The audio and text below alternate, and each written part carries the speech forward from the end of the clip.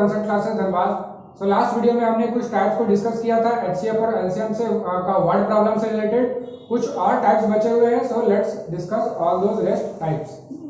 सो जो मेरा next type है वो है कि मान लीजिए कि एक कोई नंबर है ए और बी। यहाँ ये ए और बी क्या है, मेरा नोन नंबर है, ठीक है। These two are known. If a is divided by x it gives remainder r1, ठीक है। तो इसको जब हम इसको यूक्लिड डिवीजन लेवा में इक्वेशन लिखेंगे, so when a is divided by x we get a remainder r1, when b is divided by x we get a remainder r2, ठीक है। तो मेरे पास दो नंबर है, I have also a problem based on this। so मान लीजिए कि find a number which divides 26 and 48। सो अगर डिवाइड कर रहा कोई नंबर तो इन दोनों से छोटा होगा, और छोटा है that means the target is to find HCF. So find a number which divides this and this giving remainder 12 and 30, ठीक है। सो इस टाइप के प्रॉब्लम्स को, और इसी का पार्टिकुलर केस है कि अगर ये रिमाइंडर दोनों सेम भी रहता है the procedure will remain same. जैसे आप इसको सॉल्व करोगे वैसे ही आपको इसको सॉल्व करना है। तो इसके बेस पे अगर इस इक्वेशन को अगर हम लिखें तो find a number which divides, तो let the number be x। तो जो भी मेरा नंबर है मान लेते हैं वो नंबर क्या है जिसको फाइंड करना है x, ठीक है। तो अगर हम सबसे पहले 26 को डिवाइड करें, तो 26 को अगर हम x से डिवाइड करें, let the Euclid equation be x times q1 plus the remainder that is 12। So this is our first ideal equation. For the second part 48 को भी हम क्या कर रहे हैं, x से ही डिवाइड कर रहे हैं। So this will become x times some q2 other quotient plus remainder part that is 30, ठीक है। So this is our equation 1, this one is equation 2। अब आपको जैसा कि मैंने बताया कि जब भी इस टाइप का इक्वेशन आए तो करना क्या है, जो भी वेरिएबल पार्ट है वो क्या होना चाहिए, सिंगल होना चाहिए। बाकी सारे टर्म को हमको दूसरे साइड शिफ्ट करना होगा। So we will shift this here.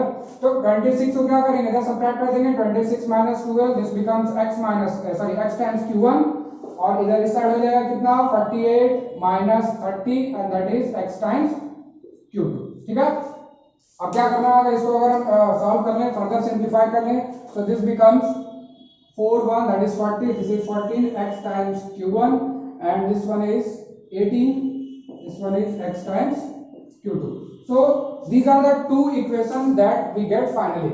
अब इन दोनों इक्वेशन को अगर देख के बताएं तो यहाँ पर मेरा ये पार्ट क्या है, x है मेरा वेरिएबल पार्ट जो कि अननोन है जिसको हमको फाइंड करना है।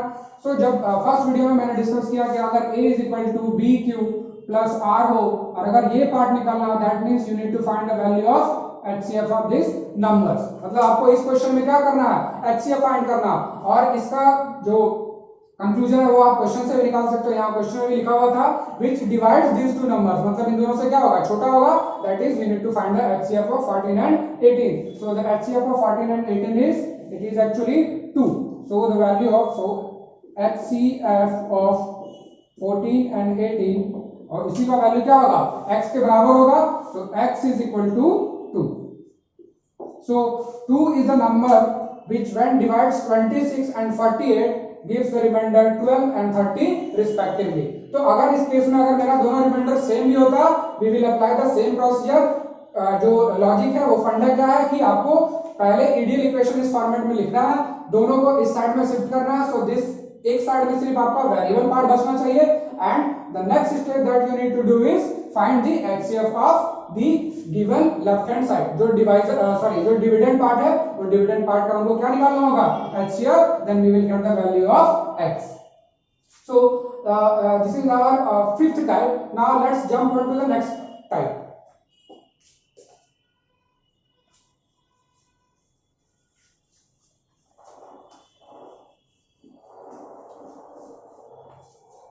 Now the next type is, ये टाइप भी जो है वो HCF के बेस पे ही है। This is type 6। So the type is something like this। Let's say we have a number a which when divided by x it gives remainder some let's say r। We have a number b which when divided by again let's say x q2 plus remainder r, and C we have x q3 plus r। सो मेरे पास यहाँ पर तीन number है, ध्यान में रहे this particular case is applicable और this procedure is applicable when you have three given numbers. तो मेरे पास तीन नंबर है जिसको हम x से डिवाइड कर रहे हैं, तो we are getting the remainder r r and r। So this case looks pretty similar to the previous case. इससे पहले वाला जो केस हमने डिस्कस किया था ये उसी केस के सिमिलर दिख रहा होगा, but in this case what is the different thing is that जो मेरा रिमाइंडर पार्ट है वो अननोन रहेगा। जो इससे पहले वाला पार्टिकुलर केस था, जिससे प्रीवियस केस था टाइप 5 में हम क्या देख रहे थे कि वहां भी क्या था, मेरे पास 3 नोन नंबर था लेफ्ट साइड में, x का वैल्यू जो कि हमको निकालना था और रिमाइंडर पार्ट मेरा अवेलेबल था। But for this case remainder is unknown और simply saying r is not known. तो जब r का वैल्यू आपके पास नोन नहीं रहेगा तो अगर आप इसको इधर सब्ट्रैक्ट भी करते हो then this is not a known quantity, क्योंकि r का वैल्यू आपको पता नहीं है। तो जब इस टाइप का प्रॉब्लम आए तो the step will be like this. आपको करना क्या है, यहां पर जो 3 इक्वेशन है, so from this 3 equation you need to form another 3 equation. और कैसे बनाना वो और 3 इक्वेशन, सबसे पहले आपको क्या करना होगा 1 माइनस 2, मतलब इन दोनों को घटाइए। सो फर्स्ट ऑफ ऑल अगर हम इसको घटाते हैं तो a माइनस बी, यहां पर क्या होगा r माइनस r कट के क्या हो जाएगा 0 हो जाएगा, इधर क्या हो जाएगा x और x दोनों में x है, तो if you take x common this becomes q1 minus q2। So this is our equation 4, ठीक है। तो जैसे आप फर्स्ट सेकंड घटाए, now let's find 2 minus 3, so equation 2 minus equation 3, so it is b minus c, again r minus r becomes 0, x में अगर x common ले लें तो बचेगा q2 minus q2 minus q of 3, so this is equation 5 and now the next one is 3 minus 1, 1 2 2 3 3 minus 1। so remember one thing before doing this, जो भी ये quantities इधर लेफ्ट साइड में आ रहे हैं these quantities must be positive, ठीक है। तो आपको उसी हिसाब से सब्ट्रैक्ट करना है कि उसमें जो बड़ा हो और जो छोटा हो वो आपको देखना पड़ेगा। इन दैट केस यहां मैं ये अज्यूम कर रहा हूं कि a जो क्या मेरा b से बड़ा है, a minus b will be positive, so the ultimate target is that you need to make this term, this left hand side term must be positive, ठीक है। अब अगर नेक्स्ट जो होगा वो मेरा कितना होगा 3 minus 1, that is c minus a, so this will be c minus a, again r minus r becomes 0, so this is x minus x, so x common, this is q3 minus q1। now see the pattern here in this equation, यहां पर क्या है 3 number है left side में, that is our dividend part। now here this is x times something, x times something, x times something, तो ये जो part है ये मेरा मैटर नहीं करता कि यहाँ q1 q2 रहे या कोई भी क्वोशंट रहे, ठीक है। these are just क्वोशंट, ये कुछ भी हो सकता है, कोई भी इंटीजर हो सकता है। तो फाइनली जो टारगेट है यहाँ पर मेरे को फाइंड क्या करना है, we have to find the value of x, कि आखिर x क्या होगा। और ये x है कौन सा पार्ट, मेरा डिवाइजर पार्ट है, तो डिवाइजर पार्ट है, दैट मींस जो x का वैल्यू होगा वो कैसे निकलेगा HCF से, किसका HCF से। सो द टारगेट इज जो x का वैल्यू होगा वो होगा HCF किसका, so HCF of this whole number that is a minus b comma b minus c, c minus a। तो जो आपके पास 3 नंबर्स है उससे 3 इक्वेशन बना और from those 3 equations you found again 3 equations, ठीक है। 3 इक्वेशन से और 3 इक्वेशन हमने बनाया, कैसे बनाया, taking difference of 2। Why did we do this, कि आखिर हम लोग ये डिफरेंस लिए क्यों, तो डिफरेंस लेने का टारगेट ये था कि जो r वाला टर्म है वो मेरा कैंसिल हो गया क्योंकि r मेरा सेम था। हाँ, अगर मेरा r डिफरेंट हो then you can't solve this because that is out of your syllabus, ठीक है। सो ये है प्रोसीजर इसका। अब चूंकि ये जो 3 पार्ट आएगा a minus b, b minus c and c minus a, these 3 will be known, ये नोन क्वांटिटी होगा and you can easily find the value of HCF of these 3 quantities and that will be your answer। तो ये था हमारा type of 6, ठीक है। तो इस टाइप के प्रॉब्लम को भी सॉल्व करने के लिए आप जब रिमाइंडर नहीं दिया हो, क्वेश्चन में तो बोले कि रिमाइंडर बच रहा है बट रिमाइंडर का वैल्यू नहीं दिया हो, then you have to apply this step. So this is our type 6। Now let's discuss some more types और सम मोर प्रॉब्लम्स।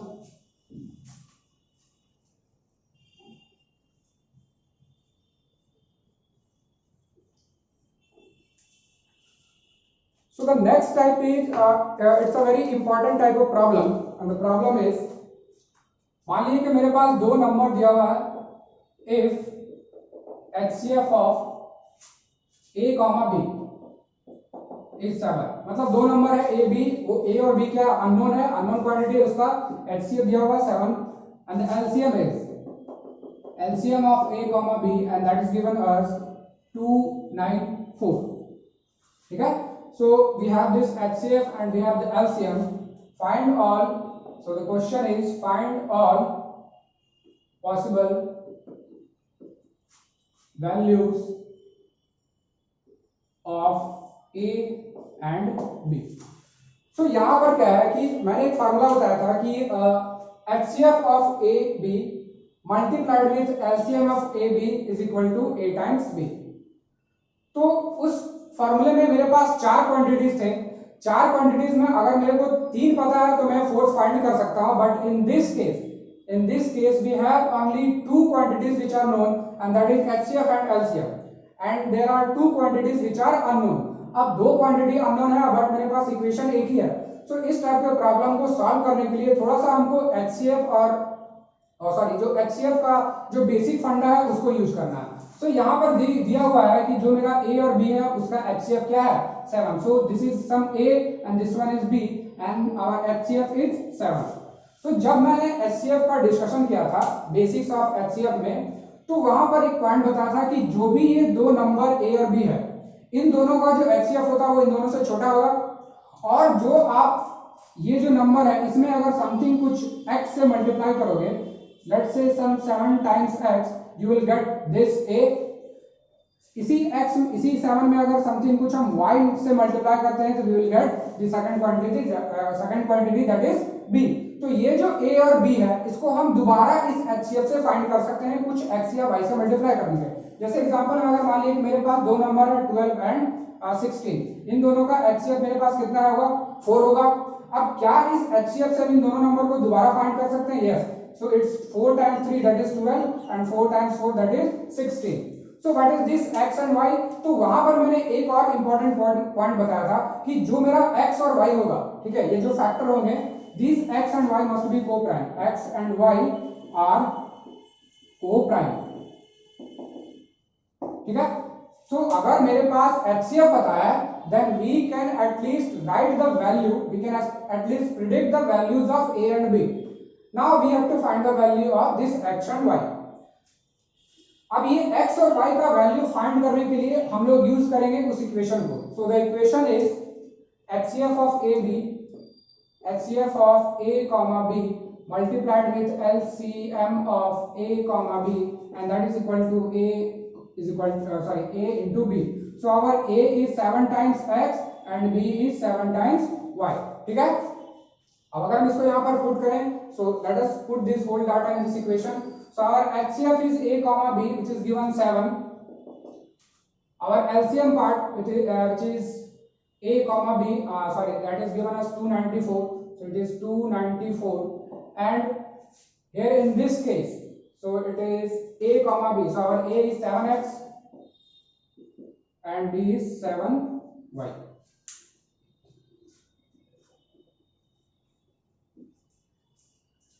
अब यहाँ ये जो इक्वेशन है, बस आपको पॉइंट ये ध्यान रखना है कि जो x एंड y है, these are co-prime. These are co-primes. Now after solving this,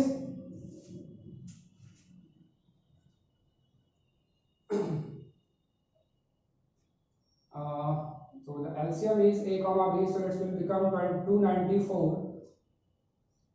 Yeah. So this 7 and 7 gets cancelled. So x into y becomes 294 divided by 7. Let's say whether it divides 294 or not.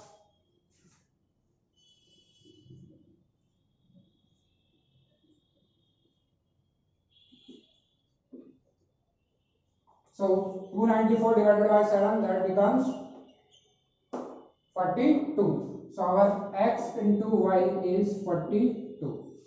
Now the value of x and y, we know the value of x into y, not individually x and y. x और y का जो individual value क्या होगा, we don't know, but हमको ये पता है कि x into y का प्रोडक्ट कितना है, that is 42. बट एक और पॉइंट है जो मेरे पास अवेलेबल है कि x और y क्या होना चाहिए आपस में को-प्राइम. अब वो करने के लिए, जो x और y फाइंड करने के लिए सबसे पहले हम 42 का प्राइम फैक्टराइजेशन निकालेंगे. So that becomes 21 7 into 3. अब यहाँ पर मेरे पास जो प्राइम फैक्टराइजेशन है that includes 2 multiplied with 3 multiplied with 7।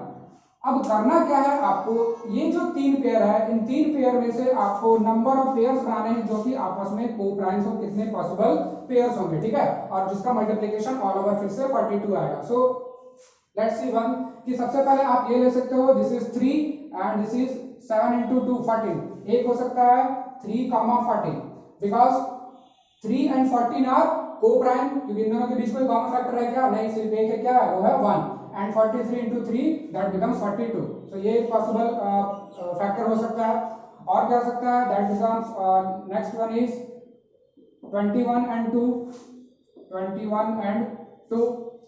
और कोई पॉसिबल फैक्टर है क्या, एक हो सकता है 7, 3 2 6 दैट इज 7, 6। और कोई पॉसिबल फैक्टर है क्या, no, there are no other possible factors। 7 into 2 14, 3 we have already taken, 3 into 7 21 into 2 we have we have already this, and 7 into 6। so there are three possible co-prime factors और co-prime pairs of x and y। ये जो x और y का value है वो क्या क्या हो सकता है, एक हो सकता है 3, 14, और अगर आप 3, 14 लो या 14, 3 लो the answer will be same, ठीक है।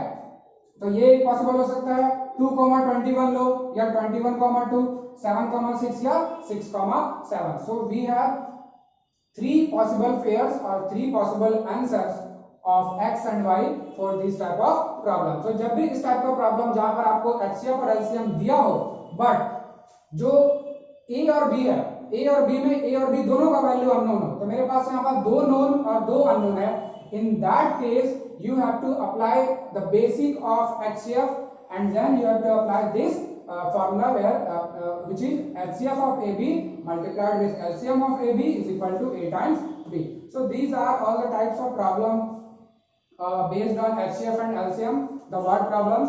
now finally this real number chapter is over। आपको इस चैप्टर से रिलेटेड किसी भी तरह का डाउट हो, किसी भी तरह का थ्योरी में अगर कोई स्पेशल डाउट हो, you can go in the comment section and ask. और आप जितने भी प्रॉब्लम्स मैंने डिस्कस किए हैं, जितने भी टाइप्स डिस्कस किए हैं, आप सारे टाइप्स के बेस पे आप जितने भी आप क्वेश्चन बनाओ। अगर आपको आप लिंक डिस्क्रिप्शन में आप जाकर प्रॉब्लम्स की पीडीएफ भी डाउनलोड कर सकते हो और जिसको आप घर में बैठकर प्रैक्टिस भी कर सकते हो। Thank you.